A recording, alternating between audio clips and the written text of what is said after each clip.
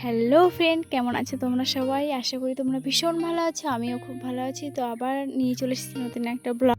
ঘুম থেকে উঠে আমি বাইরের কাজ সেরে সেগুলো তোমাদের সাথে শেয়ার করতে পারিনি। তো আমি ঘরে চলে এসেছি। ঘরে এসে বিছানাটা তুলে নিলাম।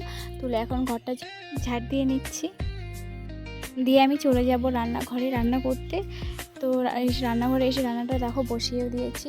আলুটা ভাজা করে নিচ্ছি। আজকে চিকেন রান্না হবে। চিকেনের রেসিপিটা তোমাদের সাথে শেয়ার করব। কড়াইয়ে তেলটা গরম হয়ে গেলে আমি দিয়ে দেবো জিরে আর শুকনো ঝাল দিয়ে দেবো। পেঁয়াজগুলো প্রায় ভাজা হয়ে গেছে। এবার আমি মশলাটা দিয়ে দেবো।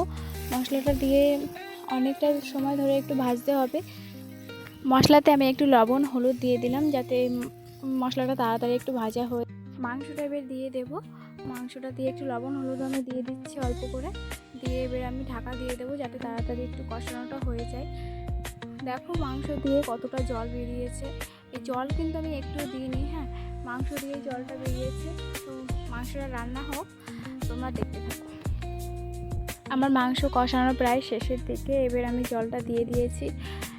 তো দেখো কেমন লাল লাল হয়েছে। তোমরা রান্না করলে কীরকম লাল লাল হয়? আমাদের বাড়িতে পুরো শুকনো ঝালের তরকারি হয়। অনেকে কাঁচা ঝাল দিয়ে রান্না করে, বাট আমাদের বাড়িতে শুকনো ঝাল দিয়ে রান্না হয় লাল লাল করে। তোমরা কে কে লাল লাল করে মাংসের ঝোল খাও সবাই কমেন্ট করে আমাকে জানাবে, হ্যাঁ।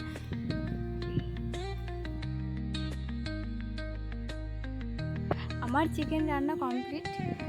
তো দেখো তোমরা কেমন লাগছে।